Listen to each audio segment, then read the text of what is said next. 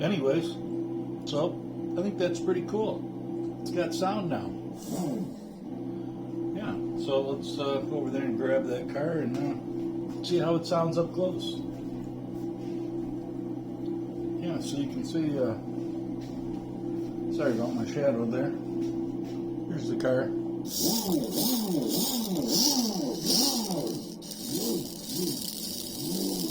can see the sound is proportional to the wheel speed. And it also has shifting. Like if I nail the throttle,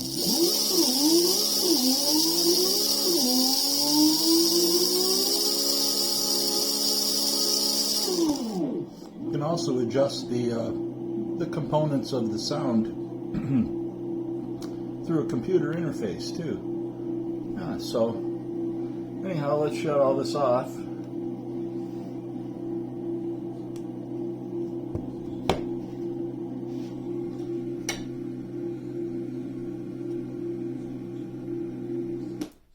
There we go. Turn that off and turn off our little car. Put that down there. And that's this radio. I haven't even set up the trim or anything on it yet. I just have the car set up to work on it basically. So if you saw me trying to control it, it was a little hard. I don't have it trimmed out or anything like that. Let me grab this phone. Yeah, so that's the system. So is this a special edition car with this radio and the sound? I don't know. I think the smart ones have already figured out how I did it.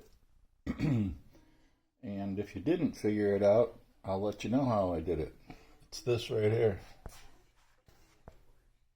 Let's see if I can get it in a better light for you so you can see what's going on. How to make your C64 have sound. You can see a bunch of my stuff over there, radios, RC gear, 1/10 scale. Audio equipment, car audio, more RC stuff, a lot of RC stuff, track, yeah, some photography gear, laptops. Anyways, this is the gig right here. This is how I did it. Are you seeing how that's all wired together there? If I pull it out, it'll explode and I'll never get it all back in there again. But if you can see close, there's a switch right there, and that switch turns it on. And down deep inside of there somewhere, there's a 7.2, oh there it is, 7.2 volt battery down in there that you can recharge just by unplugging the power cord there, that red cord.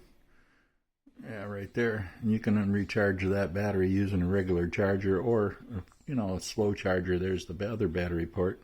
And then it has two sounds that it can make, and you can switch between those two sounds. And I have one that's a Nissan R34 and another one that's a Nissan Skyline, which I think is the 6-cylinder one that you were hearing. I could switch the sounds on the fly. It also has a horn. It has a brake sound, which you can adjust. I haven't adjusted anything yet, obviously. I just put this together the other day. But what I've done with this is I've made it into a little box like this. And it looks kind of like a timing tower when it's sitting there. And I'll put a little piece of black mesh in there, you know. And it amplifies the sound a little bit coming out of that little speaker. And that can sit anywhere, basically, that you're racing. You know, and it works with, right now it's using a receiver that's bound to the same type of receiver that comes in this turbo racing car. Is the same one that comes with this radio when you buy it separately. This is the P38, I want to say, or P32, I'm sorry, P32. And this is a 16 model digital radio that can control those little turbo racing cars also. And you can store 16 models in there, and it has the same programmability as the adjustment function as the normal radio for those cars. But the nice thing about this unit over here the sound unit is that if you hook it up, you can just change the receiver on it, and then you can use it with the Fly Sky or the Dumbo RC, or virtually any kind of radio that you have. Some of them may work on the same band. I tell that Fly Sky uses the same system as this, so I don't know. I haven't tried it yet. Kind of don't want to mess up what I already got rolling here.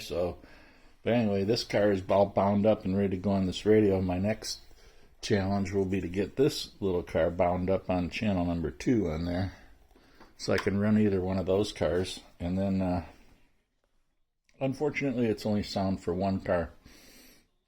So if you and a friend are running, only one person's going to have the sound effects. But, if somebody else wanted to buy another one, you could rig up the same little system there.